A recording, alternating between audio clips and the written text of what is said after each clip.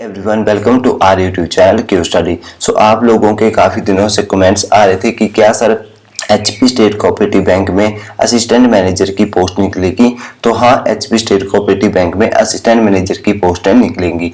वो आपकी total number of vacancy 54 रहने वाली है।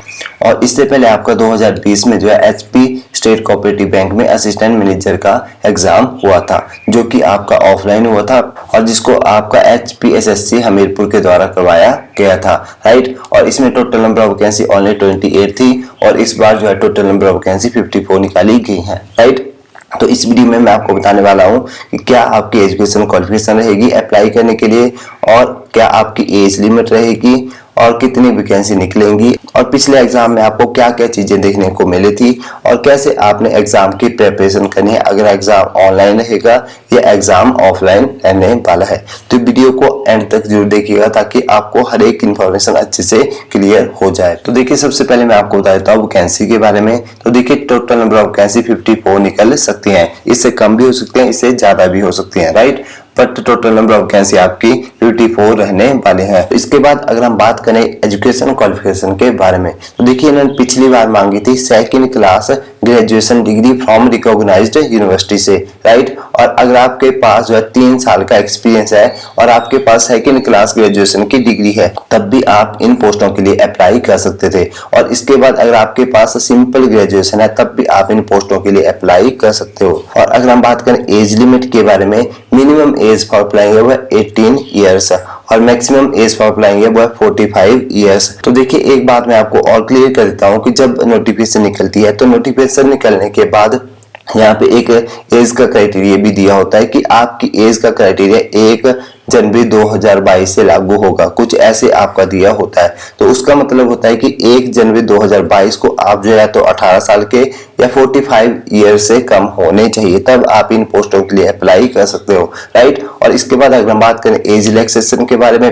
तो जो कि SC ST OBC कैंडिडेट को दिया जाता है और जो कि फिजिकल हैंडीकैप्ड पर्सन होते हैं उनको भी दिया जाता है, राइट। तो आई होप ये चीजें आपको अच्छे से क्लियर हो चुकी होगी। तो अब हम जान लेते हैं एग्जाम के पैटर्न के बारे में। तो देखिए, पिछली बार जो आपका एग्जाम हुआ था वो ऑफलाइन हुआ था और जिसको HPPSC हमीरपुर के द्वारा करवाया गया था। तो देखिए, यहाँ पे आपका एक हुआ था प्रीलियम प्लस मेंस एग्जाम, ये आपका सिंगल एग्जाम हुआ था, प्री और मेंस, राइट। और इसके बाद नेक्स्ट हुआ था आपका इंटरव्यू, राइट। ये 2 स्टेजों में आपका एग्जाम पिछली बार हुआ था। जो फर्स्ट स्टेज थी वो था prelims exam plus mains exam, भी आपको इसको बोल सकते हो। जो स्टेज 1 में आपके सब्जेक्ट आए थे वो थे इंग्लिश, जो कि आपकी 30 नंबर की थी, और मैथ आपको आया था 25 नंबर का, और रीजनिंग एबिलिटी आई थी 25 नंबर की, और डाटा एनालिसिस एंड इंटरप्रिटेशन आपको 20 नंबर की आई थी, और general economy and banking awareness आपको 20 नंबर की आई हुई थी। और 6th आया था नेशनल जीके,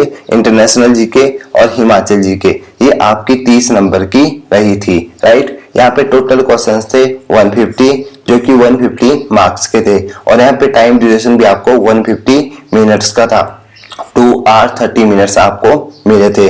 और जो स्टेज 2 थी इसमें था आपका इंटरव्यू, जो कि आपका 50 मार्क्स का था।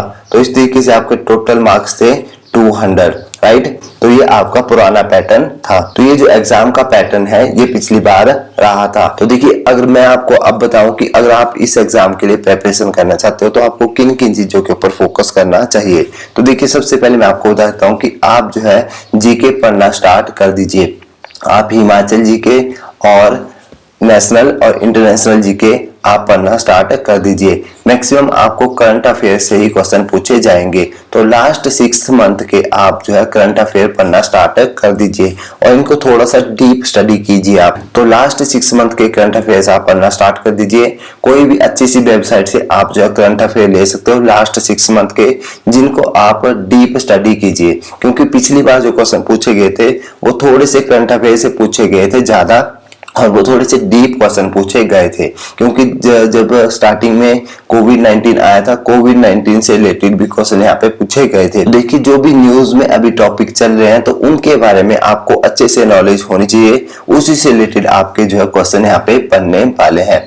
और यहाँ पे अगर हम बात करें इकोनॉमी और बैंकिंग अवेयरनेस की, जो कि 20 क्वेश्चन आपके रहेंगे, वो भी आपके करंट जो टॉपिक अभी चल रहे हैं, जो न्यूज में होंगे, हॉट टॉपिक होंगे, उन्हीं से आपके बैंकिंग अवेयरनेस और इकोनॉमी के क्वेश्चन भी बनेंगे, राइट। बट आपको बैंकिंग अवेयरनेस की एक सेपरेट बुक होती है, वो आपको पढ़नी पड़ेगी, जिसमें आपको बैंकिंग क्या होती है, ग्रीन बैंकिंग क्या होती है, राइट, इसमें क्या क्या पॉलिसी होती है, मॉनेटरी पॉलिसी किसको बोलते हैं। तो ये सारी चीजें आपको अच्छे से पता होनी चाहिए, क्योंकि बैंकिंग अवेयरनेस से रिलेटेड पिछली बार कुछ ज्यादा ही क्वेश्चन पूछे गए थे।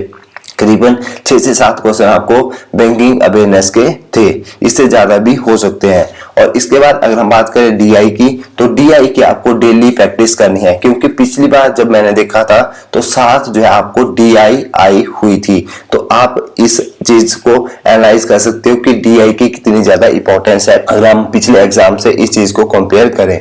तो इसलिए डीआई की प्रैक्टिस आप रोज कीजिए, करीबन 3 से 4 डीआई तो आप डेली प्रैक्टिस कीजिए ही कीजिए। एक प्री लेवल की और एक मेंस लेवल की डीआई आप रोज सॉल्व कीजिए, राइट।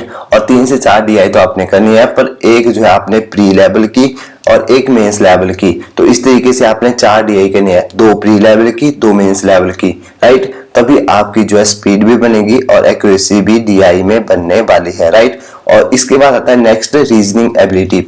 तो रीजनिंग एबिलिटी में सबसे जो खतरनाक चीज होती है उसको माना जाता है पजल, राइट। तो पजल भी आपकी काफी टाइप्स की होती है, राइट। तो जिसमें आपको प्री लेवल और मेंस लेवल की पजल आनी चाहिए, राइट। तो इसके लिए आप क्या कर सकते हो कि सबसे पहले आप सभी जितनी भी पजल्स के टाइप होते हैं, जैसे कि सीटिंग अरेंजमेंट होती है, राइट। और इसके बाद आपकी आती है सर्कुलर पजल आती है, और इसके बाद आपकी बॉक्स पजल आती है, और आपकी डे वाइज पजल आती है, राइट। तो अलग अलग टाइप की जो पजल्स होते हैं तो उनको सॉल्व करना आप स्टार्ट कर दीजिए। इसमें भी आप सबसे पहले जो ये प्री लेवल की पजल क्या होती है, राइट, और उसकी फाउंडेशन टाइप की पजल्स कैसी होती हैं, उसके बाद आप मॉडरेट पजल पे जाइए, फिर उसके बाद आप मेंस एग्जाम की पजल के ऊपर जा सकते हो, उसके बाद आप डिफिकल्ट जो पजल्स होते हैं उनके ऊपर जा सकते हो। तो एक ही पजल के आपके 4 टाइप की पजल्स बन सकते हैं। एक होती है प्री लेवल की, एक आपकी मॉडरेट लेवल की होगी, एक आपकी मेंस लेवल की होगी, एक आपकी थोड़ी सी डिफिकल्ट लेवल की भी पजल्स होती है। तो इस टाइप की पजल्स आपको सॉल्व करनी है।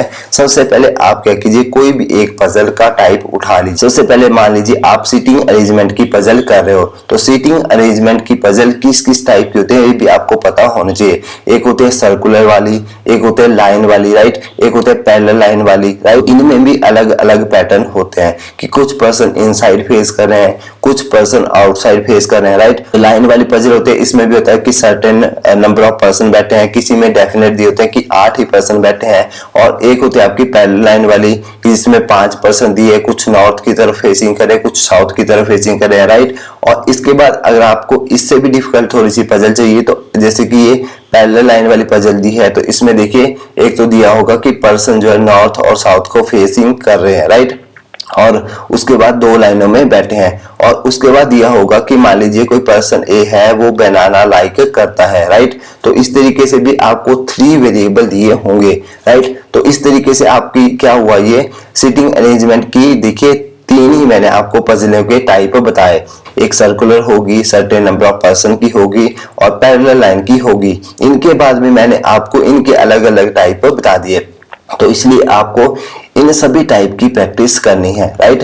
तो इसलिए आप पजल लगाना स्टार्ट कर दीजिए, क्योंकि जो पिछला पेपर आया था उसमें तो पजल्स ज्यादा नहीं आई थी, बट हो सकता है कि इस बार एग्जाम जो है आईबीपीएस कंडक्ट करवाए, तब आपको पजल्स जरूर देखने को मिलेंगी, राइट। और अगर मैं बात करूं यहाँ पे रीजनिंग एबिलिटी की, तो पिछली बार बहुत ही आसान सी रीजनिंग एबिलिटी आई हुई थी, राइट। और इसके बाद अगर हम बात करें क्वांट एप्टीट्यूड की, तो यहाँ पे आपको देखिए 5 से 6 नंबर की सिंप्लीफिकेशन देखने को मिलेगी, और इसके बाद आपको अर्थमेटिक के पूरे क्वेश्चन देखने को मिलेंगे, राइट। तो अर्थमेटिक के ऊपर भी आपकी अच्छे से कमांड होनी चाहिए, जैसे कंपाउंड इंटरेस्ट, सिंपल इंटरेस्ट के क्वेश्चन, बोट एंड स्ट्रीम के क्वेश्चन, और इसके बाद हम टाइम एंड वर्क के क्वेश्चन बोल सकते हैं। इसके बाद आप पाइप एंड सिस्टम के क्वेश्चन, और इसके बाद यहाँ पे अलग टाइप के क्वेश्चन भी है, जैसे कि क्वाड्रेटिक इक्वेशन के क्वेश्चन, राइट।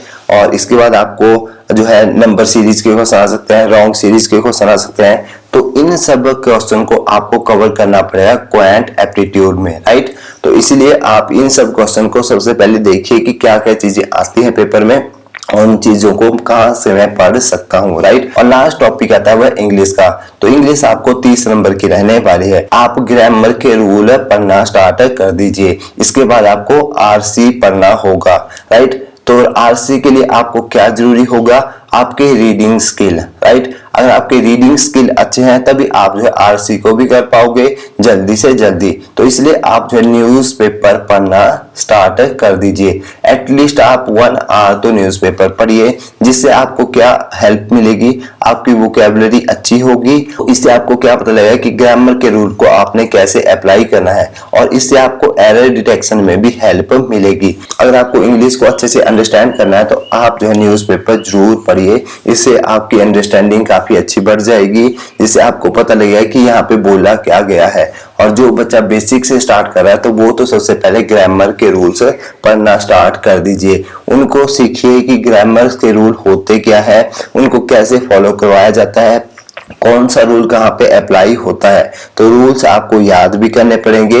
रूल्स आपको तभी याद होंगे जब आप जो है न्यूज़पेपर पढ़ोगे, क्योंकि अगर आपने रूल्स पढ़ भी लिए, याद भी कर लिया उनको, बट आपको उनको अप्लाई करना भी आना चाहिए, राइट। एक चीज होती है आपकी, सिर्फ आप उसको सीख रहे हैं कि आप उसको याद कर रहे हैं, बट उसको आप इम्प्लीमेंट नहीं कर पा रहे हैं। तो इसलिए आपको इम्प्लीमेंट करने के लिए न्यूज़पेपर का सहारा लेना ही पड़ेगा, राइट। और इसके बाद अगर आपकी इंग्लिश बहुत ही वीक है तो आप ग्रामर के रूल पढ़िए, न्यूज़पेपर पढ़िए, उसके बाद आप जो है डेली मॉक टेस्ट लगाइए इंग्लिश का, राइट। तो इस तरीके से आप जो है इंग्लिश की प्रिपरेशन भी कर सकते हो, जो कि आपकी 30 नंबर की रहेगी, राइट। तो आई होप अब आपको हर एक सेक्शन का आइडिया मिल चुका होगा कि किस तरीके से आपने हर एक सेक्शन को कवर करना है। देखिए, जब आप जो है सिलेबस को कवर कर लोगे तो उसके बाद आपका नेक्स्ट काम रहेगा मॉक टेस्ट लगाना। तो दिन में आप एटलीस्ट 1 मॉक टेस्ट तो लगाइए। मॉक टेस्ट लगाने के बाद उसका एनालिसिस कीजिए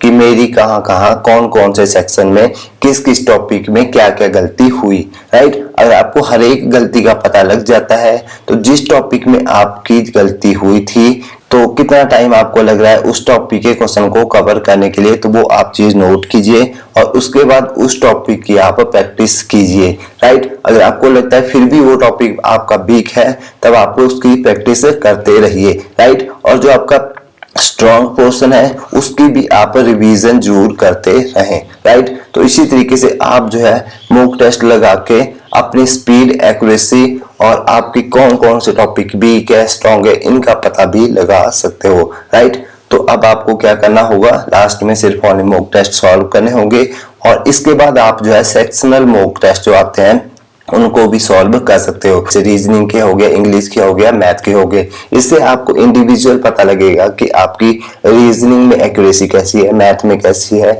इंग्लिश में कैसी है। जिस भी सब्जेक्ट में आपकी एक्यूरेसी कम है तो आप उस सब्जेक्ट को ज्यादा टाइम दीजिए और उसके कंसेप्ट सीखिए और उसके बाद आप फिर मॉक टेस्ट दीजिए, फिर आप उसको एनालाइज कीजिए, तब आपकी स्पीड और एक्यूरेसी धीरे धीरे इंक्रीज होने लगेगी, राइट। तो आई होप अब आपको हर एक चीज अच्छे से क्लियर हो चुकी होगी, हर एक टॉपिक की अच्छे से इंफॉर्मेशन मिल चुकी होगी।